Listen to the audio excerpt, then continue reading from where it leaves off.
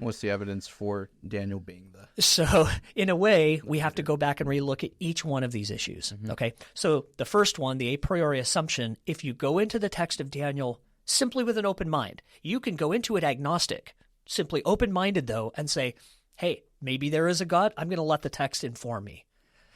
And then you start there, you'll at least give the book the option to tell its own story. You don't have to force your own worldview on the book.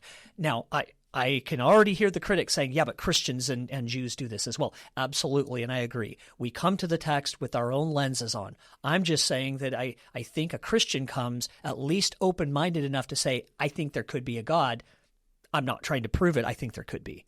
And if that's the case, then I'm open to Daniel being prophetic. I'm open to the future being known. Okay? So that's the first thing. Yeah. And so for me, the skeptic is not an open-minded position. It is a very closed-minded one, right? And I'm not trying to be critical. I'm just saying that in terms of a priori assumptions, that assumption will cut out all kinds of evidence. If you refuse to see evidence simply because of your assumptions, that's not a very good scientific view. Right. That would be horrible science. And if we want to approach Daniel with that same worldview, then we should approach it at least open-mindedly. Okay. So that would be my call. If you're a skeptic, try being a little more open-minded and just see. Okay.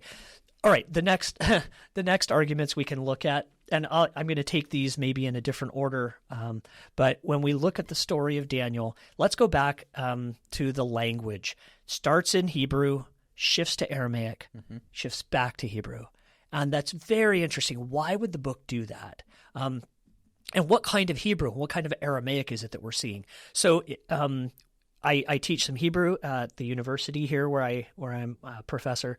And Hebrew in the Old Testament Hebrew text is noted for the fact that it often gives the verb first, then the subject of the verb, and then the direct object after that, right? So it starts out, he gave God to Abraham a son, right? So it often starts with the verb, then it has the subject of the verb. The language in Daniel follows that. It follows that Hebrew.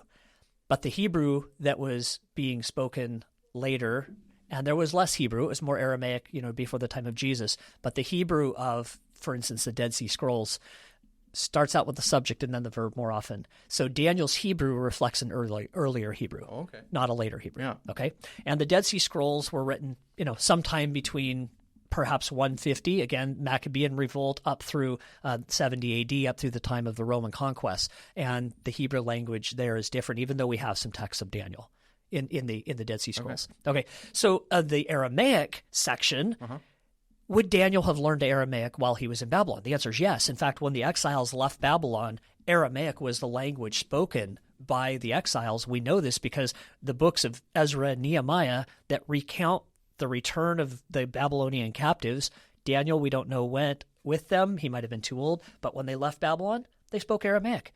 And this Aramaic section of Daniel is reflective of the Aramaic of Ezra and Nehemiah, which people don't dispute is written post-exilic near the time of Cyrus. Wow. So for that reason alone, the Aramaic section and the Hebrew section reflect an earlier Hebrew. So let's talk about some of the loan words. You and I live in a world where we have instruments today. If you were to sit down at a keyboard, what's the Latin term for that keyboard? Do you know the term? I do not know. What do you call a big thing with keys? Piano? A piano. How about an instrument? Violin. What's the bigger one? Do you know? The viola? Viola. These are not English words. We did not get those words from English, right? We got those from Europe. We got those from Italy. We get words like that from Germany, right? We get the pianoforte, right? Latin. We get our words. These are loan words. It's interesting to me that if you go back 150 years ago, those words were still being used, right? And we know them today. Yeah. And yet those words, the moment the pianoforte came out, it was a pianoforte. It didn't matter what country you went to. And there's plenty of evidence that the loan words of these instruments were already in use in the 350s, 400 BC in other cultures outside of Greece. Okay. So there's no problem with those words, those instruments being there.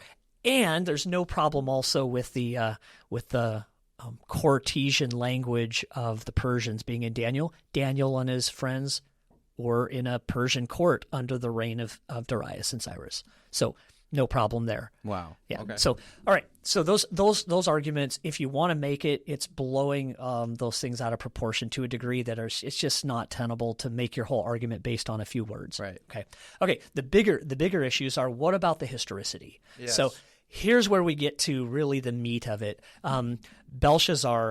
King Belshazzar, up until the mid 1800s, was unknown to any literature outside of the book of Daniel or books that reference Daniel, okay? Like Josephus. Yeah. Josephus cites Daniel and mentions Belshazzar, but we had no evidence from Babylon that such a guy named Belshazzar existed. So the skeptics, what did they say? Well, Daniel's making it up. We don't know of a guy named Belshazzar, therefore, Daniel is a false prophet. He's making things up. To their shock and chagrin, in the mid-1800s, Babylonian cuneiform tablets were found with Belshazzar's name on it. And as best as even secular scholars have reconstructed, Belshazzar was the son of Nabonidus, who most likely married into Nebuchadnezzar's family. And when Nebuchadnezzar passed away, he left his kingdom to his daughter, perhaps Nitocris. There's questions about this, but his daughter Nitocris, who marries Nabonidus. Nabonidus now becomes king through marriage, and their son is Belshazzar. Belshazzar. Okay. And so now all of a sudden the skeptics who have said, see, Daniel's making this up. No. In fact, not only is Daniel not making it up, by the time the 150s BC came around and the Maccabean revolt, right, when Daniel supposedly was writing, according to the skeptics, there was no knowledge of Belshazzar anymore. He had fallen off the stage of history. We didn't have access to those Babylonian documents. No other document mentions him. The only way Daniel could have known about Belshazzar is if he lived back then. That's crazy. So, and then we have the problem with Darius the Mede.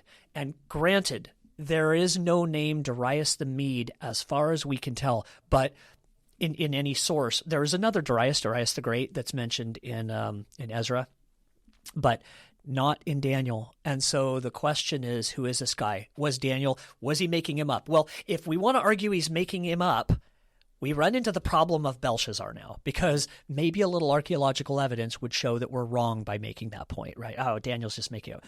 Belshazzar should serve as a caution and a warning. Be careful that you don't get so skeptical that you write off data just because there's an absence of data. Yeah. An absence of evidence does not demand an evidence of absence, right? So what we would basically say is that with Darius the Mede, there are several options that could fit with history. Number one, that is Darius could be a title. And if it's a title, not a name, right? A title, then this title or this kingly name could be given to anybody. Some have suggested that Gobirus or Ugbaru, one of the generals from the Persian army who could have been of Median descent, could have taken that title and sat on the throne while Cyrus continued his campaign, right, his conquest campaigns, and he left one of his generals on the throne in Babylon. It was a big city. So we need to make sure it doesn't fall into revolt, right? So you need a presence there. That's very possible. Okay. It's also possible that if Darius is a title, 62 years of age is also the age in which Cyrus apparently captured Babylon. It's possible that Darius is simply the title for Cyrus himself, and then this is no problem. It's Cyrus who ascends the throne and then goes on his conquests later on.